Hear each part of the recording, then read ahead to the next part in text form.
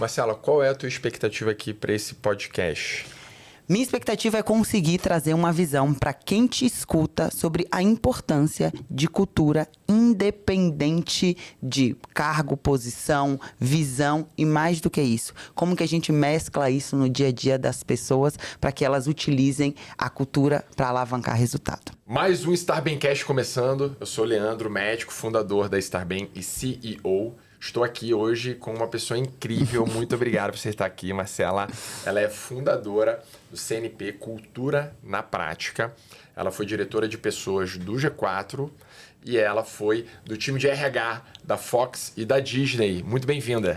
Lê, muito obrigada pelo convite. É uma honra estar aqui. Tá falando contigo, que é um cara que pra mim é disruptivo. Gente, vocês nunca viram, mas esse médico, como empreendedor, é uma das coisas mais disruptivas que vocês podem conhecer no mercado. E olha que eu conheço talento disruptivo, viu? Verdade. Então, pra mim é um prazer, uma honra estar aqui, trocar. E a gente vai falar sobre muita coisa estratégica. A gente vai aprofundar sobre muito a visão de cultura pra como que a gente olha pra performance, pra acompanhamento e principalmente bem-estar. Excelente, excelente.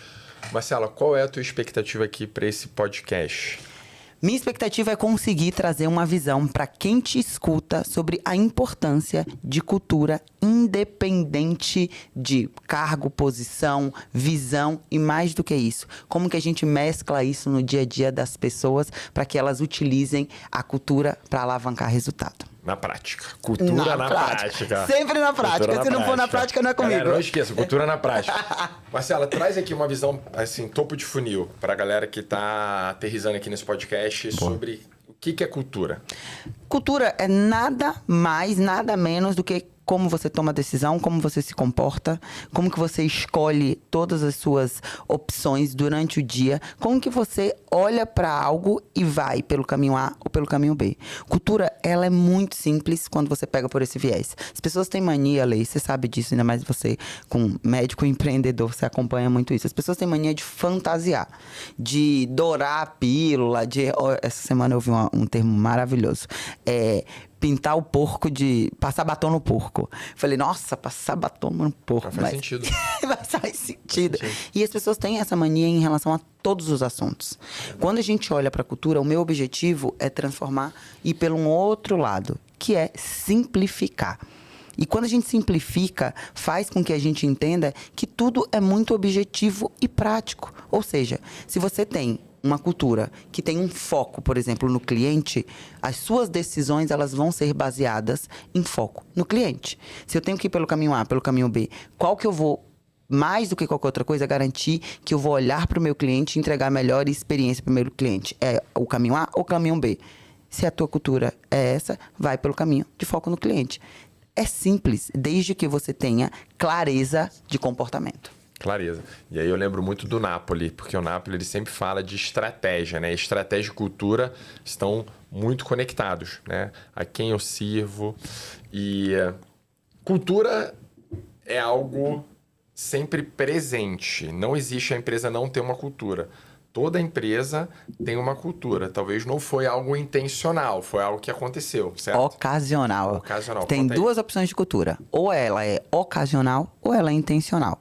Quando ela é ocasional, ela é bottom-up. Ou seja, as pessoas, elas decidiram os comportamentos dela. Ninguém direcionou. Olha, se comporte assim, vá por esse caminho, vá por esse caminho.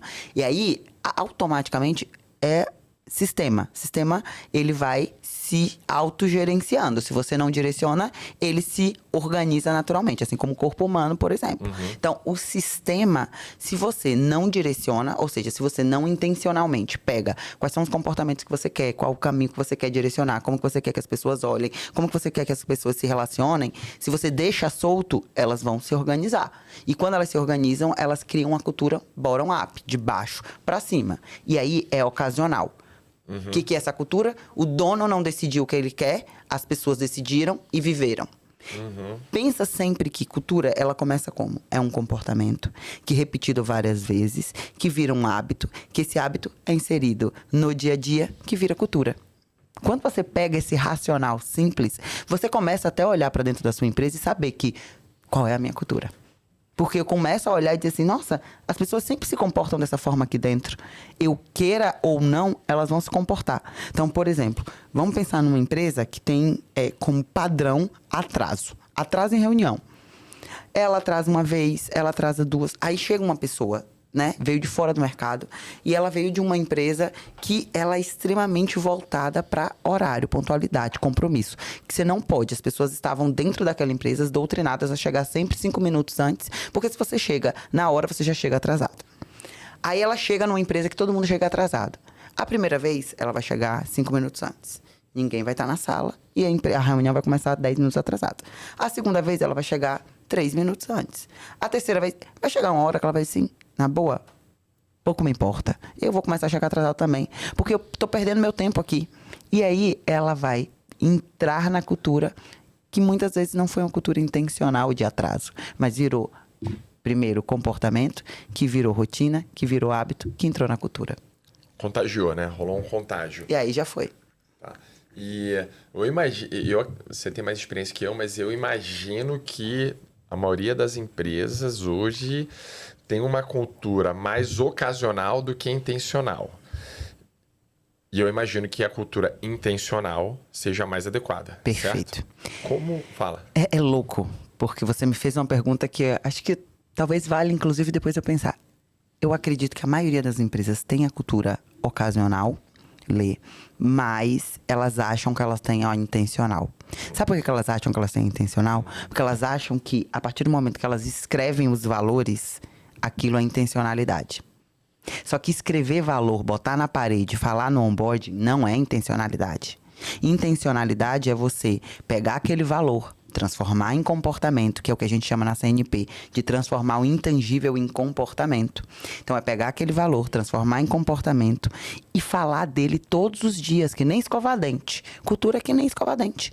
Você tem que falar todos os dias, de manhã, de tarde, de noite. Então, vai para uma reunião, vai falar sobre um comportamento que vai reforçar aquele valor, que vai ser intencionalmente tratado, debatido, discutido. Depois, vai para outra, e isso dia após dia. A maioria dos empreendedores escrevem os valores, colocam os valores estampados na empresa inteira e acha que isso é ser intencional. Aí a gente tem um BO. E como é que a gente ajuda esse empresário, ou até o RH ali, a CHRO, a VP da área de pessoas, a transformar algo ocasional em intencional, ou até o intencional que está só na parede, na prática? Excelente assim, imagino ponto. Que não é algo simples, né? Não, mas assim, acho que é legal. A primeira coisa é a consciência. Então, vamos lá. Se você é CHRO, diretor de RH, o gerente de RH que está ouvindo a gente, primeira coisa, leva o tema cultura pro dono da empresa. Porque não adianta. RH não faz. Sabe aquela história de andorinha só não faz um verão? É a mesma coisa. Não adianta o RH querer falar de cultura, reforçar a cultura, se o dono não está preocupado com esse tema. E como que a gente transforma o dono em alguém preocupado com esse tema? Quando ele começa a ver que a cultura dele está sendo dominada pelas pessoas e não por ele. Então, esse é o primeiro alerta que você tem que fazer para o dono. Você, como RH, vira para o dono e mostra na prática como que as pessoas estão se comportando. Tipo, olha, você já viu esse comportamento aqui, que ele não é do jeito que a gente gostaria? E esse comportamento aqui, você percebe que vai contra os nossos valores? Começa a pegar os valores, ver como que as pessoas se comportam e mostrar para o dono, ó, a gente está falando A e as pessoas estão vivendo B. Tá na hora da gente olhar para nossa cultura. Quanto mais o RH dominar essa narrativa, quanto mais você, gestor de pessoas, dominar essa narrativa, mais você ganha corpo. Porque você começa a fazer um viés também de resultado em relação a essa cultura. Vamos pegar o mesmo exemplo sobre o atraso. Vira pro teu gestor, pro teu dono, pro dono da tua empresa e vira assim, vamos lá, você é RH, dono da empresa, percebe que a empresa tem como valor compromisso. Só que as pessoas estão todos os dias chegando atrasadas nos compromissos. Isso é uma quebra de compromisso. Ponto 1. Pega, faz um levantamento. Em uma semana, quantas horas foram perdidas em atraso? Em várias reuniões.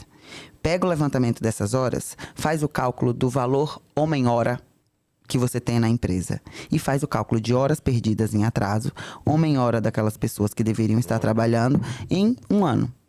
Você vira para o empreendedor, para o dono, para o CEO, para o fundador, como você queira chamar, e mostra, olha aqui o impacto de uma cultura falada, mas não praticada.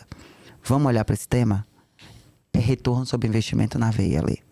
Legal. É dinheiro na veia. E isso o RH precisa dominar. Aí você falou do RH, do dono de empresa. Eles são peças fundamentais, talvez, para o início dessa discussão, mas eu acredito que toda a liderança deva fazer parte desse movimento intencional de fortalecer aquela cultura que foi decidida e depois isso ser transbordado para todos os funcionários. Faz sentido? Muito sentido. Principalmente porque quando a gente pensa na liderança, quem que contrata? O líder. Ou deveria ser. Se você está colocando a responsa de contratar no RH, a gente tem um problema, porque quem contrata é o líder. Então, teu líder contratou. O teu RH, ele tá ali acompanhando essa contratação. O teu líder, ele promoveu ou demitiu.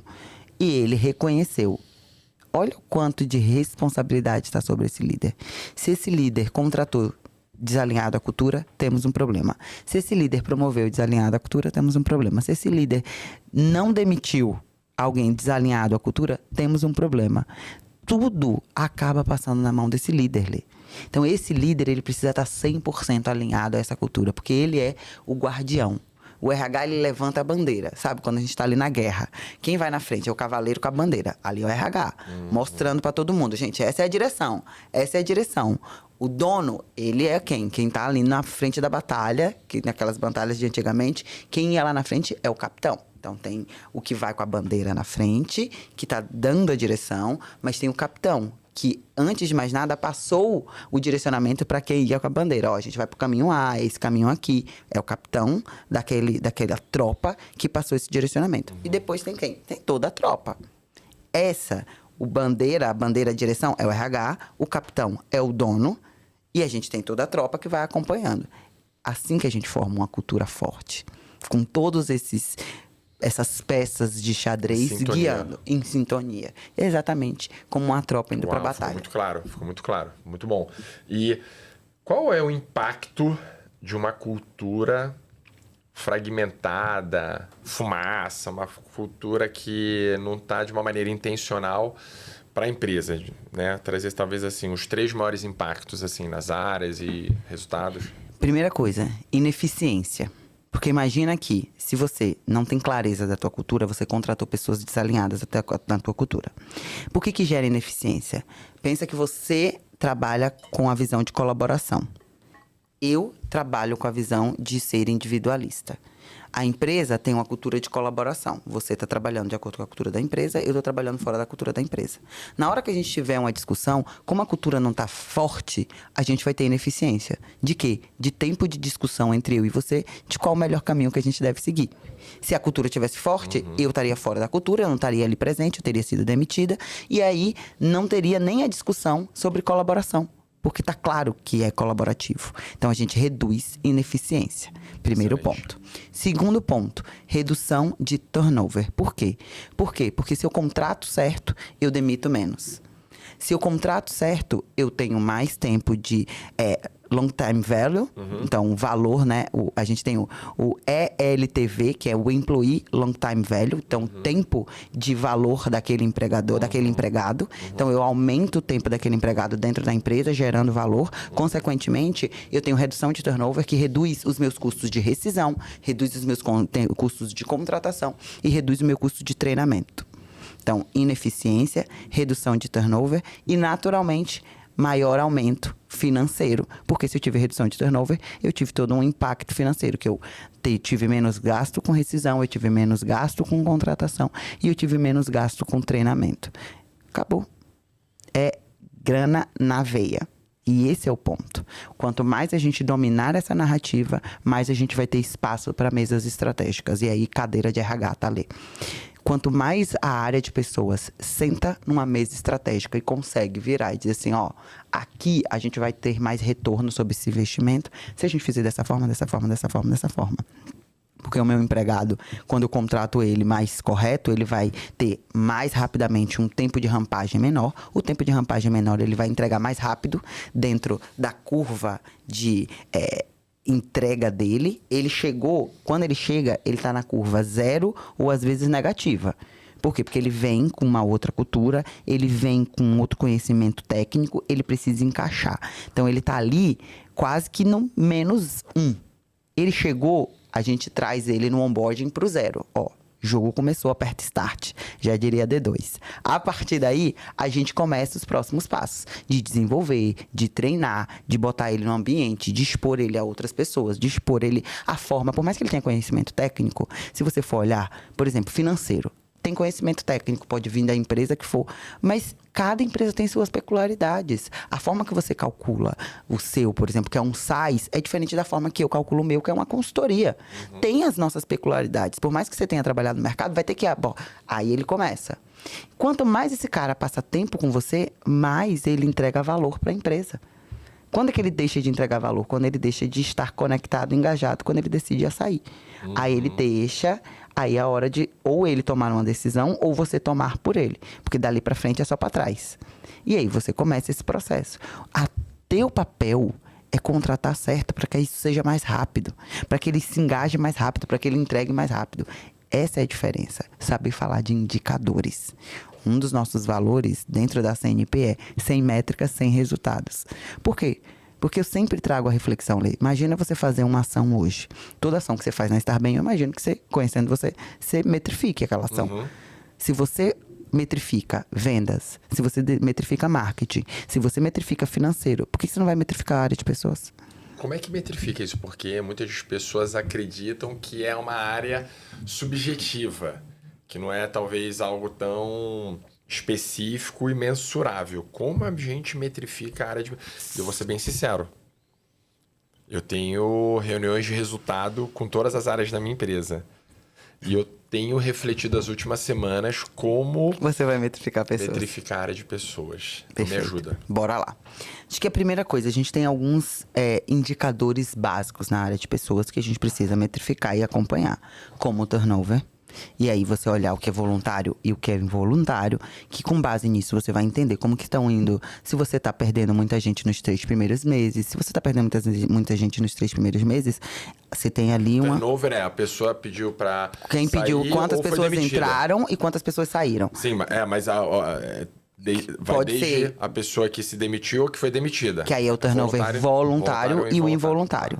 Né? O involuntário é quando você demite a pessoa. O voluntário é quando a pessoa pede demissão.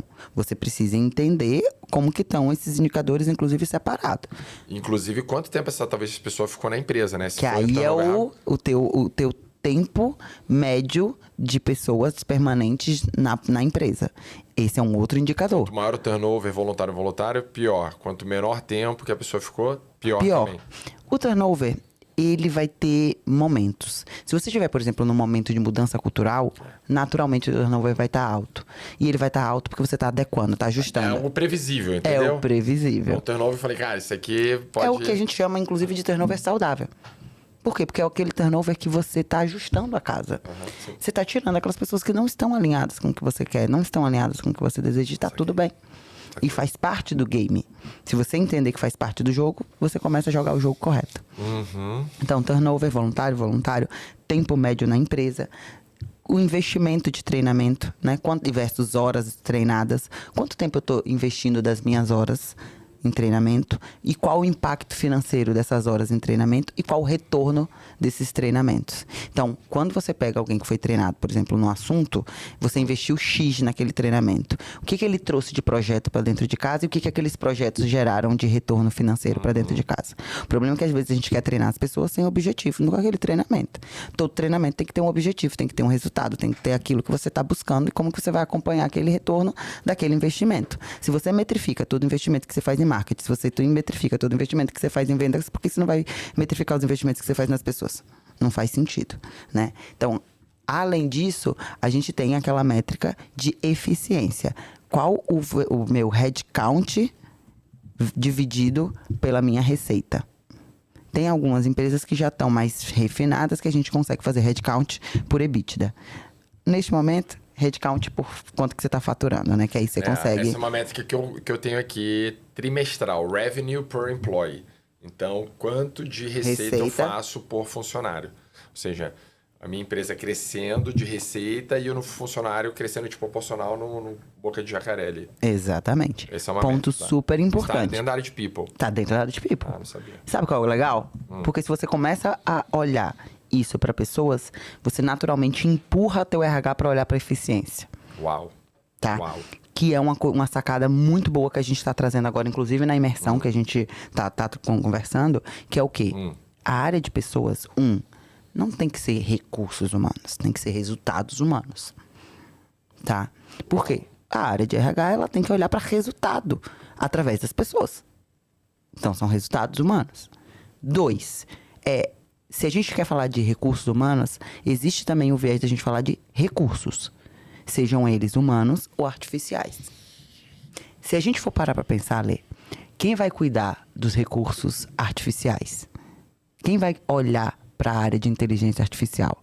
Não é a área de tech. A área de tech vai criar os recursos artificiais. Ela vai direcionar esses recursos artificiais. Mas quem vai orquestrar recursos humanos com recursos artificiais? Alguém tem que tomar essa chancela. Alguém tem que tomar esse ponto para si. E a área de RH, ela precisa, mais do que qualquer outra coisa, ser uma embaixadora disso. Trazer isso para o tópico. Você quer ver assuntos super críticos que a gente pode pensar? Chegou uma vaga nova. Uma vaga nova dentro do RH. O gestor foi lá, fez o fluxo dele, abriu a vaga, chegou para o RH para levar para o gestor aprovar, para o dono da vaga aprovar. Vamos supor que é para você. O que teu RH tem que fazer? Pega o job description daquela vaga, provoca o dono da vaga e diz assim, tá, mas aqui não tem nada que pode ser gerado com mais eficiência através de algum tipo de tecnologia? Não tem nada nesse job description aqui que a gente possa ganhar mais eficiência se a gente trouxer a inteligência artificial dentro das áreas? Sim? Não? Aonde? Então vamos olhar aqui, vamos voltar a repensar aqui.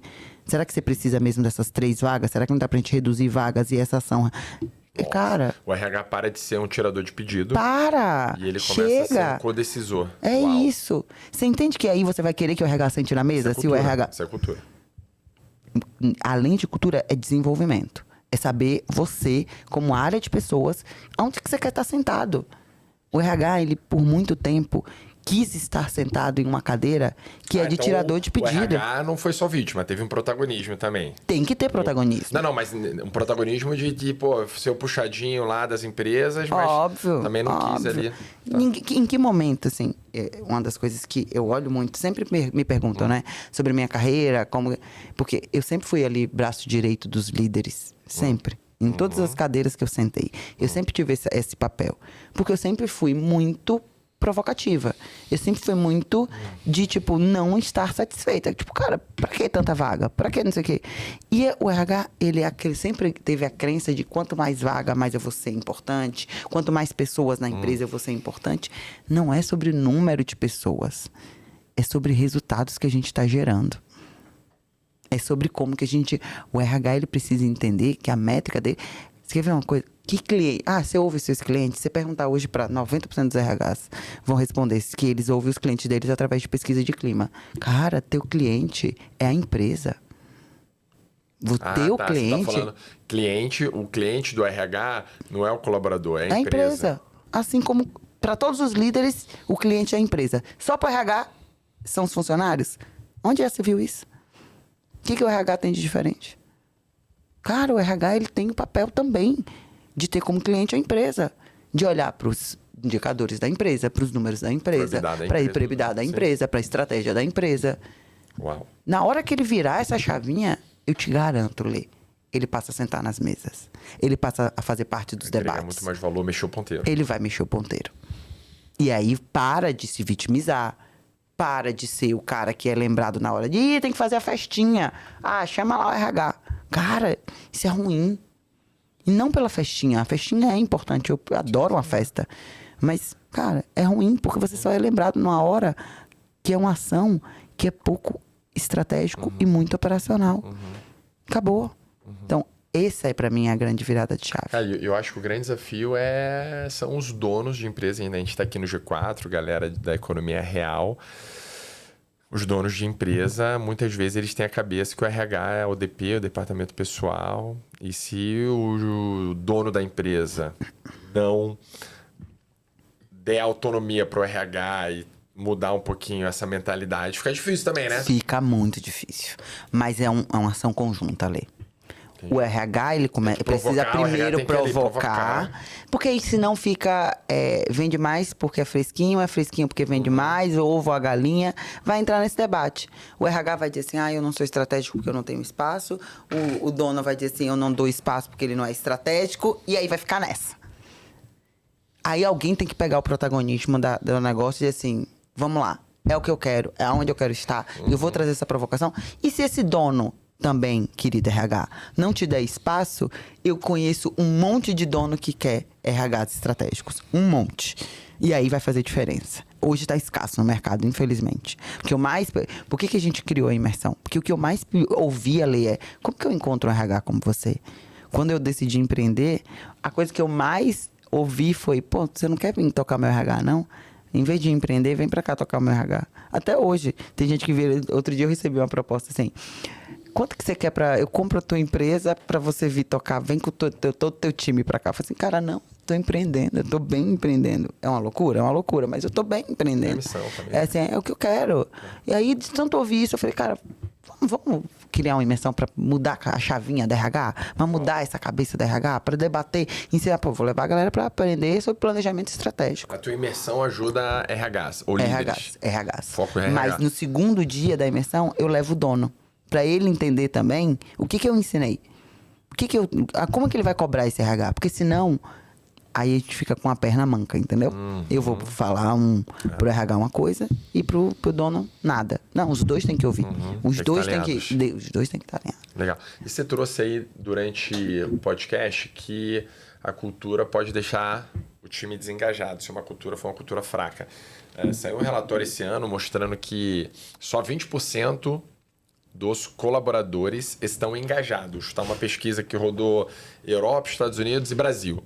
Ou seja, 80% dos colaboradores das empresas não estão engajados e 70% desse engajamento dos funcionários depende do líder.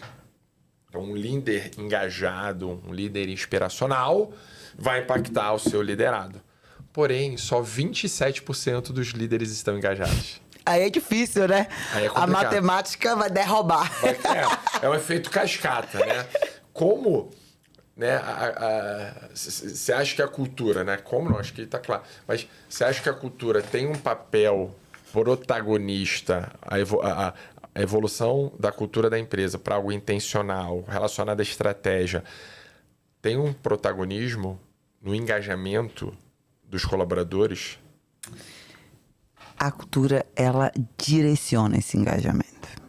A cultura, se você tem pessoas alinhadas com ela, elas vão estar engajadas. Por quê? Porque a cultura, ela direciona o resultado. Elas andam juntas. Quando você falou do Napoli, por exemplo, o que se trouxe do Napoli? Que ele fala para quem a gente serve, ele fala sobre a cultura, ele traz a importância da cultura.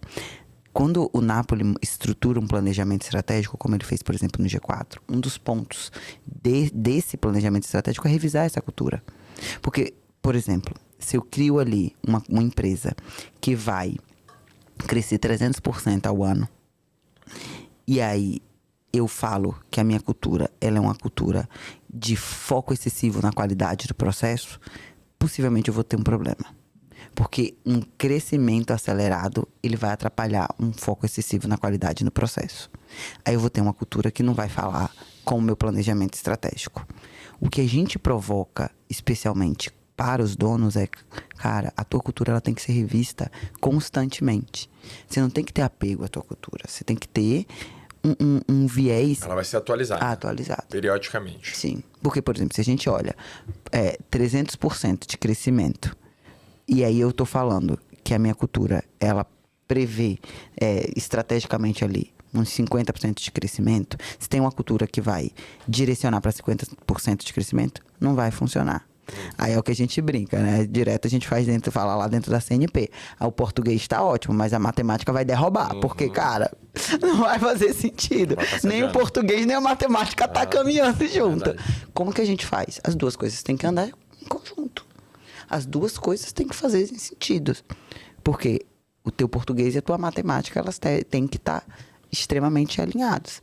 A gente tem que, ao invés de derrubar o outro, tem que alavancar. Isso aí eu faço o quê? Eu contrato as pessoas certas, que estão engajadas, que vão estar engajadas, por quê? Porque elas têm o mesmo propósito.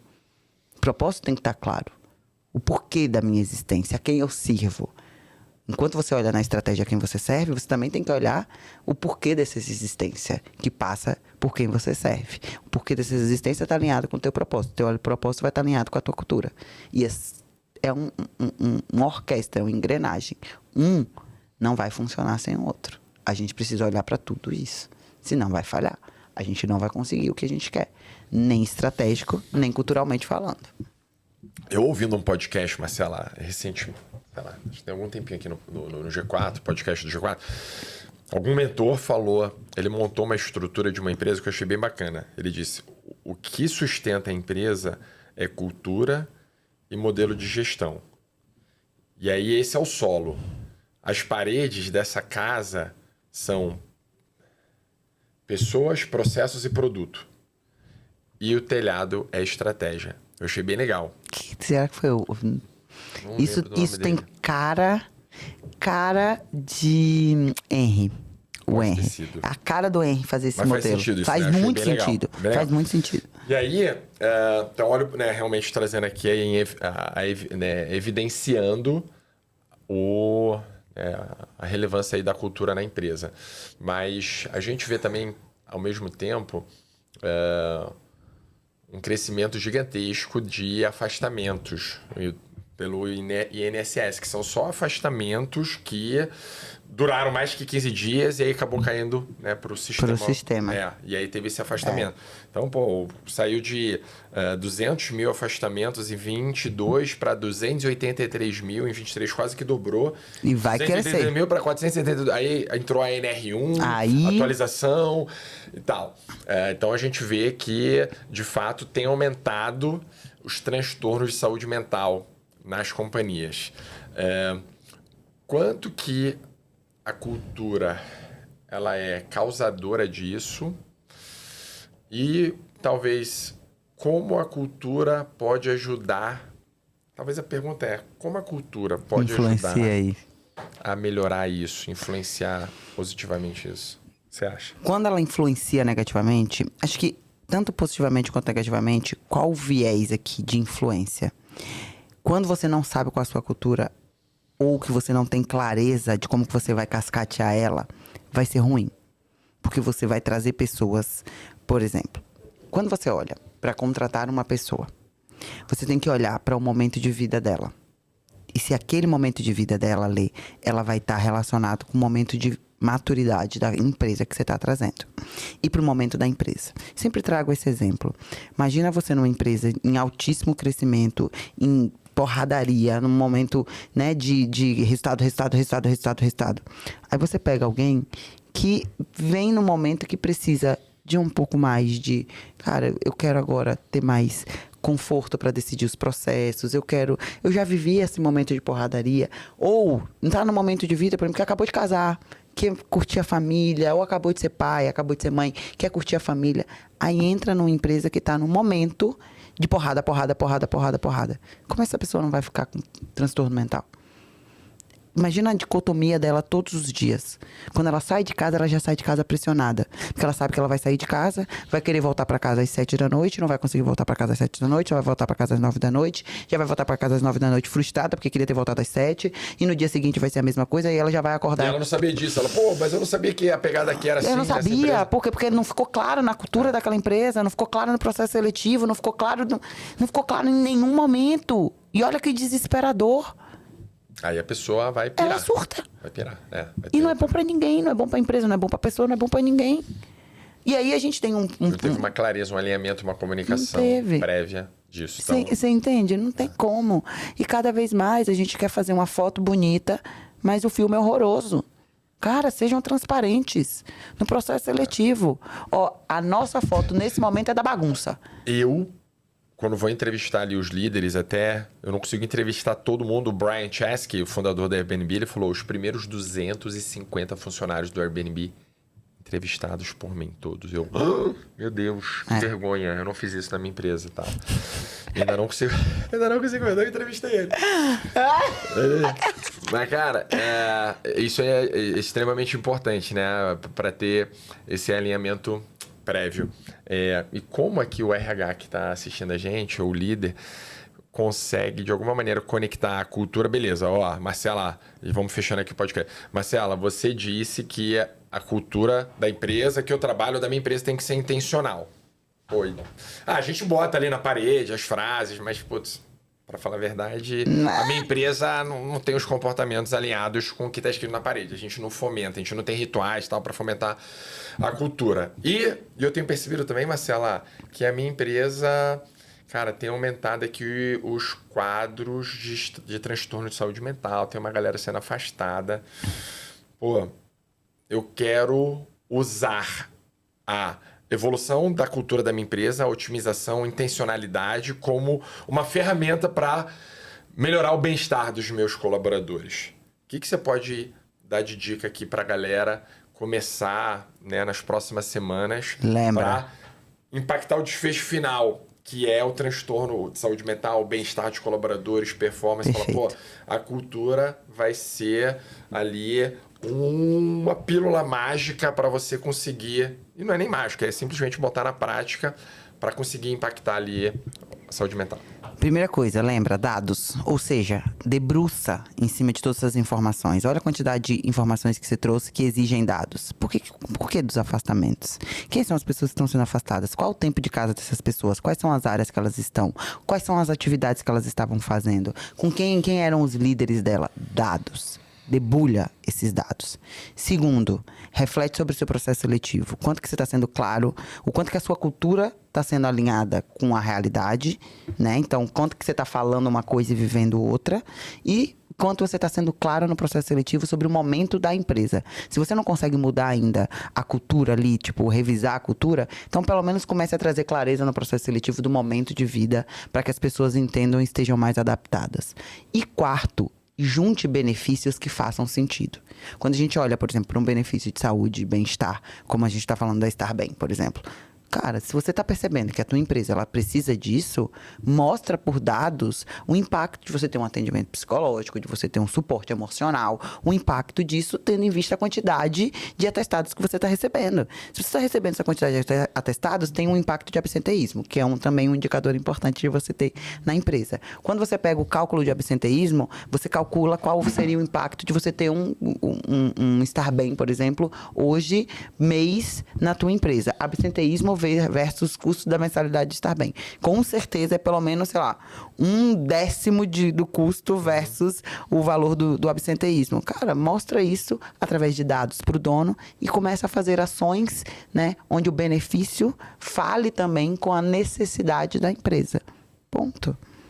Você provou por A mais B, por dados e por questões financeiras, como que você vai olhar para o fato de bem-estar e saúde de maneira intencional, trazendo mais do que qualquer outra coisa, uma atenção primária e não o pós depois que tudo já aconteceu. O pós, vamos lidar com esse pós, mas vamos olhar para frente. O problema é que a gente fica só empurrando e o número é aumentando. Se a gente não estancar e começar a olhar para frente, a gente só vai ter um problema. Eu com a minha cabeça de médico aqui, vamos ver se eu consigo dar um exemplo para a galera. Então, tem um diagnóstico, assim, a empresa está adoecendo. Eu preciso fazer um diagnóstico, vou fazer um check-up para pegar alguns dados. Aí fiz o check-up, eu entendi que tem absenteísmo, tem pessoas afastadas, tem presenteísmo, enfim. Vou tentar pegar o maior número de dados possíveis para ter um relatório. E a partir desse relatório eu vou tomar algumas ações. E aí você falou que uma das ações é a Estar Bem, né? Um benefício de saúde ali para, enfim, cuidar da saúde psicológica e cuidar ali com psiquiatras, nutricionistas e tal. Mas também tem o fortalecimento da cultura e a otimização da cultura. Revisando, por exemplo, o teu processo seletivo. Isso. Revisando, alinhando com os teus líderes, como que eles estão trazendo as pessoas, o que eles estão combinando com as pessoas. Revisando como é que está, de fato, a eficiência da tua empresa. Será que a gente não pode... para esse diagnóstico e aí depois a gente vai ter uma evolução. E acompanhamento, né? Sempre. Dá para ir no médico e não ter acompanhamento? É tipo, cara, é um problema crônico. É isso. Assume. Dói menos. Quando você assume, é um problema você crônico de trata. todas as empresas. Todas as empresas têm que estar olhando para isso. Senão, é que nem... E isso é o quê? É fazer atividade física, comer bem. Senão você vai ficar sedentário, vai ficar obeso, vai começar a desenvolver doença. Acabou. Então, é um ciclo vicioso. Acabou. Legal. E aí, falando da cultura aqui, pra gente fechar. Conta aqui, para quem está nos ouvindo, como a imersão na CNP, na cultura na prática, pode otimizar os resultados da empresa, pode tornar a cultura que é ocasional em uma cultura intencional. Conta um pouquinho aí. Ele vai fazer com que a RH tenha esse tipo de visão e estratégia que eu trouxe aqui para você. Só Tanto isso. RH como dono. Como dono. Só isso já vai mudar o jogo. Porque você vai começar, você vai ter a oportunidade, Lê, de ouvir de um dono de uma empresa. Por exemplo, a gente vai ter o Rodrigo Miranda, aqui da VPX, explicando sobre planejamento estratégico, como isso impacta nos indicadores de pessoas. A gente vai ter a Priscila, da CMO do Conta Azul, explicando como que você constrói um EVP, né, o Employee Value Proposition, com foco em marketing. Uma visão completamente diferente. A gente vai ter visão de negócios. A partir do momento que o RH tem visão de negócios, muda. Ele vai começar a ter mais conhecimento de negócios, de gestão e começa a provocar a discussão de cultura a partir de temas e indicadores estratégicos. Aí daí para frente é correr pro abraço e aprender a debater e sentar nas mesas. Botar na prática. Marcela, obrigado. Obrigado aí por você estar conosco, colaborando tanto. Primeira vez que a gente traz um assunto aí de cultura, que eu sou apaixonado por esse tema e eu valorizo muito a área de RH.